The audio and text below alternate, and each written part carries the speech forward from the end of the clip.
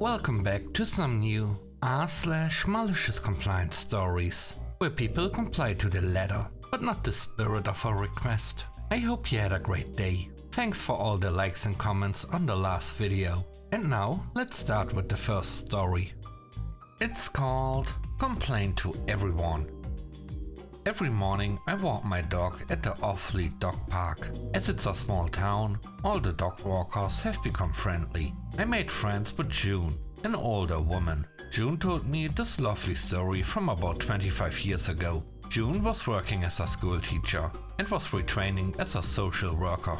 She left teaching for 2 years, working as a social worker, when her previous school asked her to run a class for at-risk children. The deal was that she would teach grades 7 to 12, who come from bad backgrounds. The job was casual, so she didn't get paid for holidays, sick leave, etc. She was supposed to teach 6 kids with an aide, but ended up with 20 kids and no teacher's aide. As you can imagine, the behavior was terrible. She believed she could help, and she said she did make some real differences. The work was really stressful, but she was passionate about it. After 3 years and multiple promises of making her a permanent staff member, getting an 8 plus smaller classes, June was burnt out. She demanded help from the principal, who refused, and told her since she has complained, it's for the last time, and sacked her. He told her she is casual, and she can complain to everyone and everywhere. But as a casual worker, you have little rights. So June did complain to everyone. School inspector, the union, the Department of Education. It was a state school, and even her local member of parliament, who told her she has had a tough deal. But this is the life of a casual worker. She finally complained to the state authority that deals with safe work practices. They were interested, as the school has breached state policy on class sizes for special needs kids, teacher aides, providing a safe environment, etc. They ordered the Department of Education to pay her workers' compensation while they sorted it out.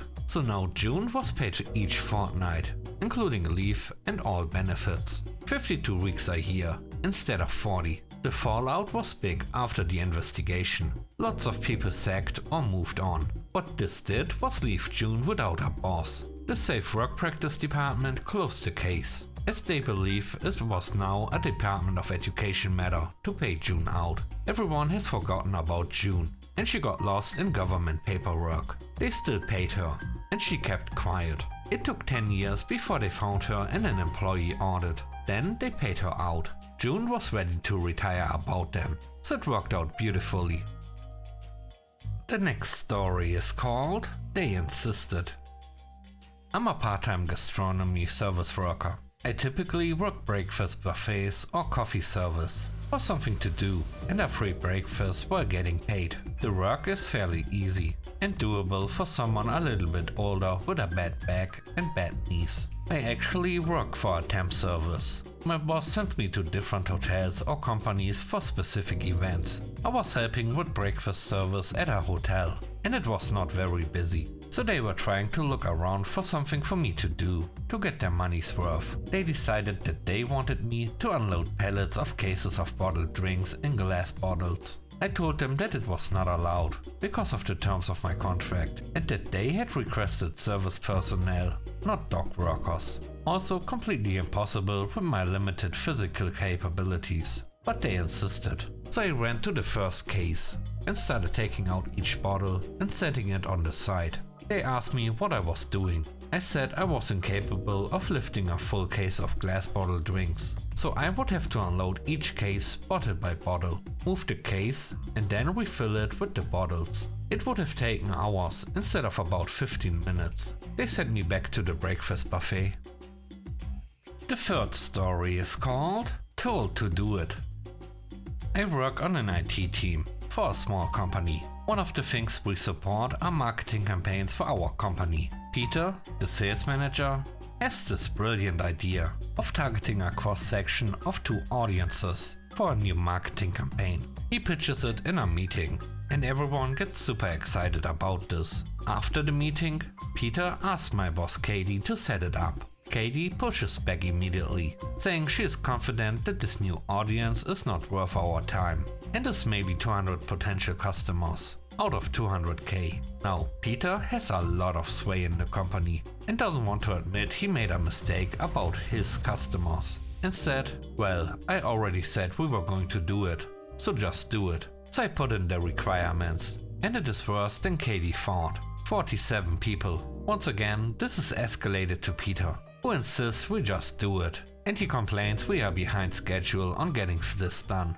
Admittedly, it has been a few business days, because we did not prioritize this stupid request. I pass along the new audience to our marketing folks, who design a campaign, set up a couple of new pages on the website, etc.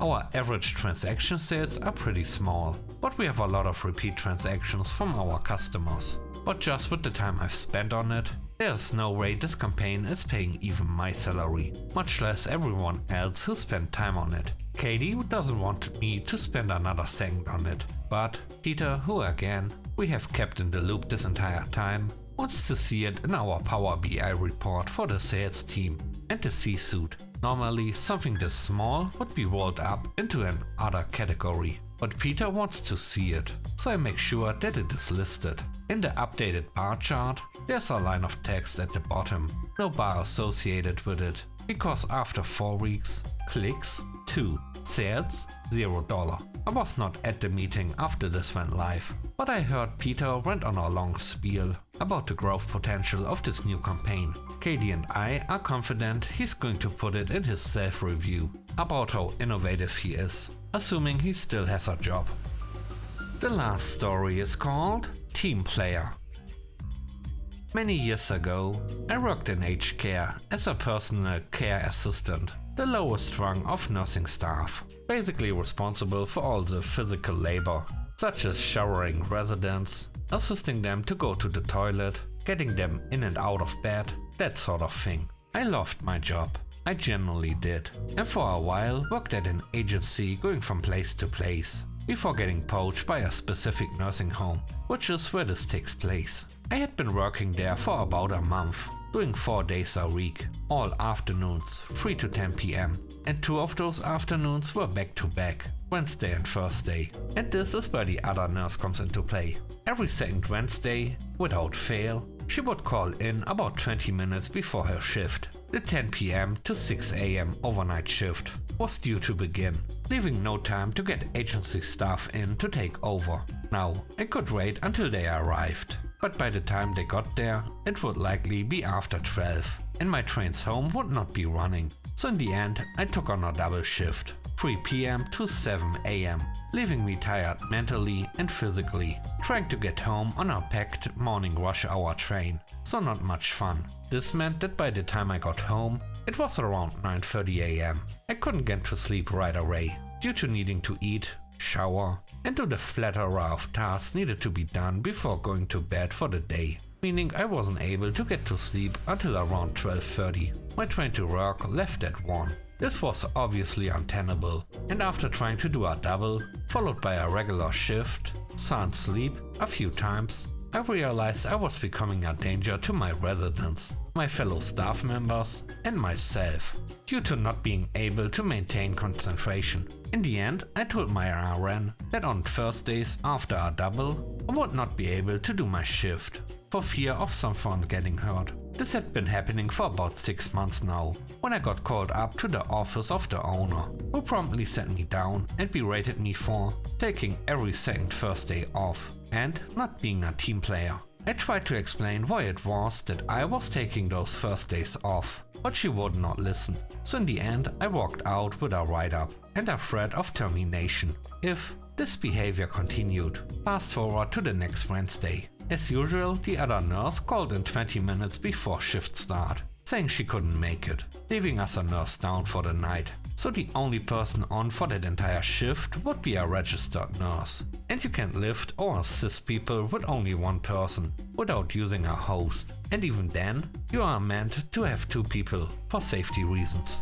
The nurse in charge of afternoons rolled her eyes after the call and said, "Looks like you are doing another double." To which I replied, "I can't. And since staying until agency staff get here is not an option, since I won't be able to get home, I suggest you call the owner and see what she recommends. If she needs me to stay, I will, but only if she gives me the direction herself and then confirms it with you. After 10 minutes, the owner hadn't answered any attempts to call, so I said, "Sorry, I have to leave." The RN for the night shift began to get angry, to which I responded, "I will get fired if I stay here, and then need to take tomorrow off, or someone could get harmed if I stay and then work. Neither of these is a great outcome, so I have to go." I knew they were never going to be able to get agency staff with such short notice, and that even by the slimmest of chances they could find someone, it would be several hours between registering the request and someone showing up.